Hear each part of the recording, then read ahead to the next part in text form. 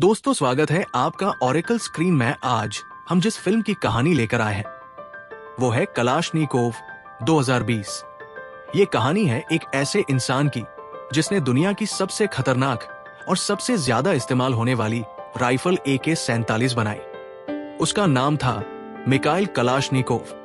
लेकिन ये सिर्फ एक गन की कहानी नहीं है, बल्कि एक जवान सैनिक की जिद, जुनून और संघर्ष की कहानी है, जिसने अपनी जिंदगी खतरे में डालकर भी एक ऐसा हथियार बनाया जो आने वाले 100 सालों तक दुनिया के नक्शे को बदल देगा।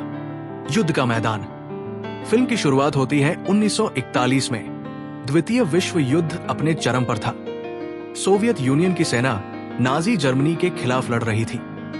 यहां हम देखते हैं एक जवान टैंक ऑपरेटर मिखाइल कलाशनिकोव। गोलियों की बौछार हो रही है, तोपों की गड़गड़ाहट गूंज रही है। अचानक दुश्मनों की गोलियों से उसका टैंक बुरी तरह क्षतिग्रस्त हो जाता है।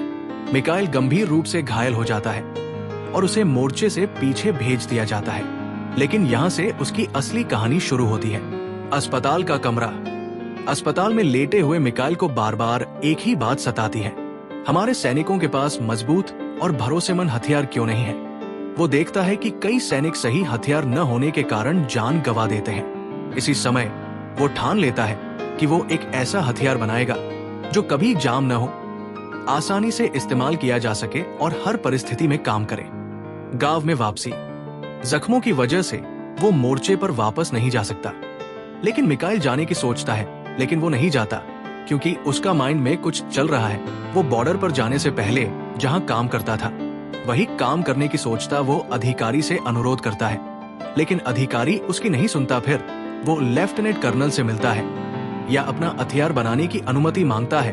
उसको अनुमति मिल जाती है। हैमशीनों और धातु के छोटे छोटे पार्ट से हथियार का डिजाइन बनाना शुरू करता है। वो दिन रात मेहनत करता है। ना सही उपकरण, ना ही कोई बड़ी फैक्ट्री, बस उसका जुनून और दिमाग। पहला मॉडल। कई कोशिशों के बाद वो अपने पहले हथियार का प्रोटोटाइप बनाता है, लेकिन जब वो इसे टेस्ट करता है तो बंदूक बार बार जाम हो जाती है। लोग उसका मजाक उड़ाते हैं, कुछ कहते हैं साधारण सैनिक क्या हथियार बनाएगा। लेकिन मिखाइल हार नहीं मानता। उसकी आंखों में सिर्फ एक ही सपना है, एक ऐसा हथियार जो मेरे साथियों की जान बचा सके। फैक्ट्री में प्रवेश। आखिरकार उसकी मेहनत और लगन देखकर सेना के अधिकारी उसे एक हथियार फैक्ट्री में मौका देते हैं। वहां वो असली इंजीनियरों और डिजाइनरों के साथ मिलकर काम करता है। धीरे धीरे उसका डिजाइन बेहतर होता जाता है।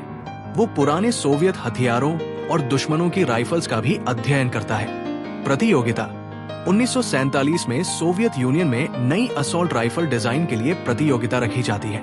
कई इंजीनियर और डिजाइनर अपनी अपनी गन लेकर आते हैं। मिखाइल भी अपने नए हथियार के साथ पहुंचता है। उसकी बंदूक का नाम रखा जाता है एवटोमैट कलाशनिकोवा 1947 यानी AK-47।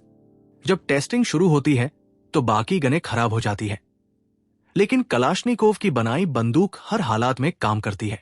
कीचड़, पानी, धूल, बर्फ, कुछ भी उसे रोक नहीं पाता। जीत। आखिरकार प्रतियोगिता में AK-47 सबसे आगे निकल जाती है। सेना उसे आधिकारिक तौर पर अपनाती है। मिखाइल की आंखों में खुशी के आंसू आ जाते हैं। एक सैनिक से वो अब एक महान आविष्कारक बन चुका था। लेगेसी। फिल्म के अंत में वॉइस ओवर आता है। कलाशनिकोव का बनाया हुआ AK-47 सिर्फ एक बंदूक नहीं, बल्कि इतिहास का हिस्सा है। इसे दुनिया के 100 से ज्यादा देशों ने अपनाया।